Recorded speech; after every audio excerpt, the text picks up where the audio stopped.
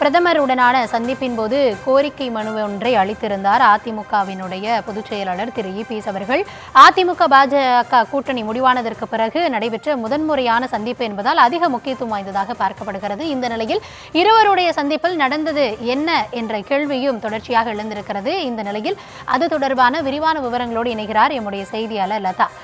லதா, வணக்கம். விரிவான விவரங்களை வழங்கலாம். வணக்கம். 2 நாள் பயணமாக தமிழகத்திற்கு நேற்றைய தினம் பிரதமர் மோடி அவர்கள் வருகை தந்திருந்தார்.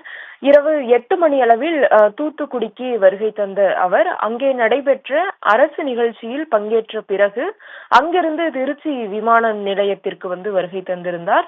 திருச்சி விமான நிலையத்திற்கு வருகை தந்திருந்த பிரதமர் மோடி அவர்களை எதிர்க்கட்சி தலைவரும் அதிமுக பொதுச் செயலாளருமான எடப்பாடி பழனிசாமி வரவேற்றார். அவரோடு, அதாவது எடப்பாடி பழனிசாமியோடு முன்னாள் அமைச்சர்கள் எஸ்.பி. வேலுமணி, கே.பி. முனுசாமி, நத்தம் விஸ்வநாதன் உள்ளிட்டோர் உடன் இருந்தார்கள். அப்படி வரவேற்கும் பொழுது பிரதமர் மோடி அவர்களிடம் எடப்பாடி பழனிசாமி கோரிக்கை மனு ஒன்றை அளித்திருந்தார். அந்த கோரிக்கை மனுவில் 3 முக்கிய கோரிக்கைகள் இடம்பெற்று இருக்கிறது.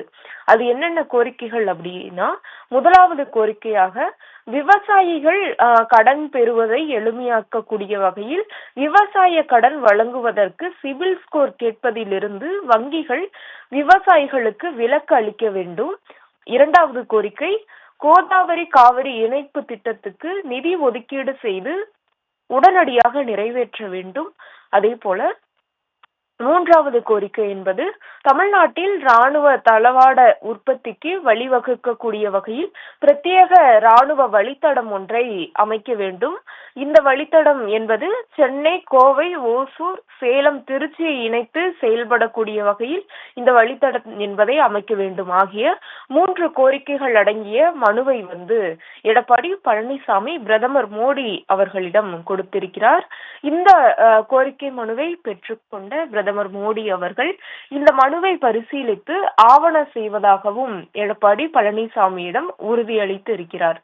நேற்றைய தினம் திருச்சி விமான நிலையத்தில் வைத்து இந்த சந்திப்பு என்பது நடைபெற்று இருக்கிறது. அவரை வரவேற்கும் பொழுது கொடுத்த கோரிக்கை மனுவில் இந்த 3 கோரிக்கைகளும் இடம்பெற்று இருந்தது.